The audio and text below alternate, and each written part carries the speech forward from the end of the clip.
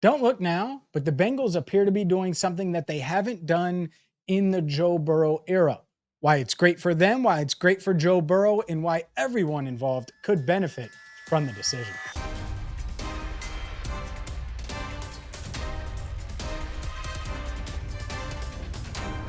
Hi again, everyone, and welcome into Cincinnati Bengals Talk. I'm James Rapien of BengalsTalk.com. Hit that subscribe button, ring the bell. Make sure you check out Enter the Jungle every single Tuesday at 8 Eastern right here on Cincinnati Bengals Talk. Also, make sure that you get to Rivertown Inquiry, rivertowninquiry.com for the best orange and black swag and plenty of Cincy gear. But let's get into what the Bengals appear to be doing.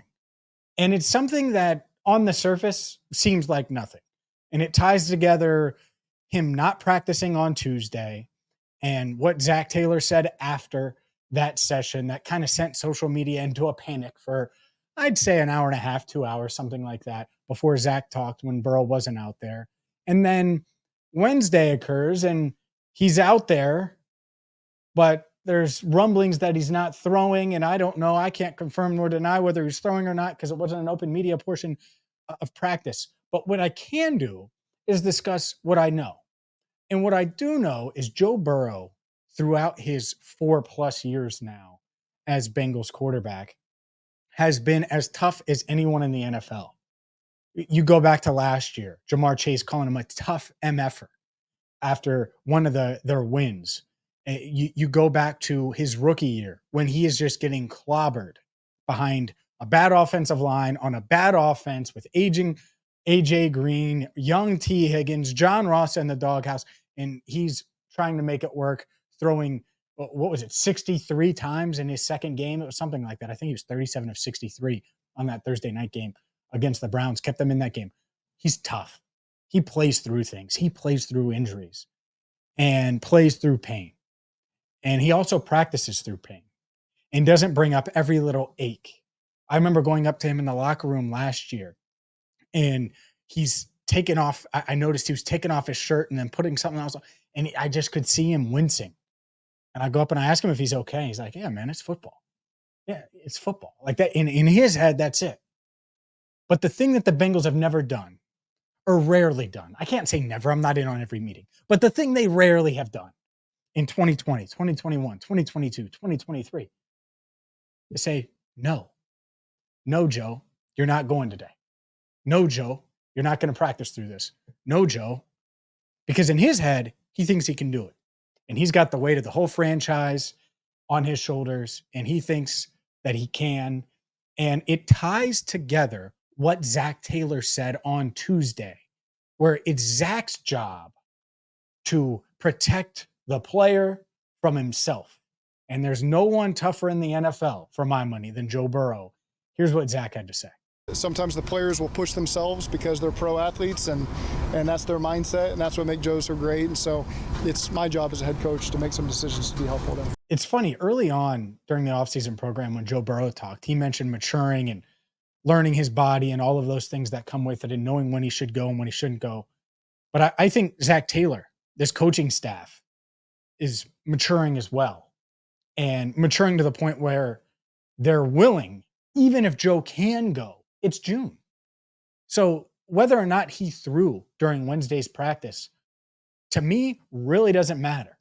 As long as he didn't have any kind of setback, and there's no reason to believe he did, as long as he's not dealing with anything serious, and there's no reason as of right now, while we're recording this, to believe that that's the case, then all this seems like is the coaching staff being careful with the franchise, the medical team being careful with the franchise, protecting the franchise. Who knows if he wanted to throw? Who knows if he didn't on Wednesday? Who knows if he did actually do it or not? That's not the point. The point is it does feel like, based on what Zac Taylor just said, that for my money, the first time in the history of the Joe Burrow Bengals era, they're telling him no. And they are protecting him from himself because he feels the burden. He feels the burden and shoulders that load of carrying the franchise. But it is their job to make sure that he's not pushing the envelope, even if it is June. And that is huge for the Bengals. That is huge for the 2024 season and beyond. It's huge for Joe Burrow because as much as OTAs matter in June, OTAs don't really matter that much in June. I promise they don't. What matters is having Joe Burrow healthy in September, in October, in November, in December, in January, and with a little luck, including injury history, staying healthy, maybe February. That's the bottom line. And I think last year when Joe fought through the calf after that first day where it felt a little tight, and I'm sure the coaching staff or the medical team, one of them said, yeah, don't go as hard today, Joe. Practice is July 27th. He was awesome.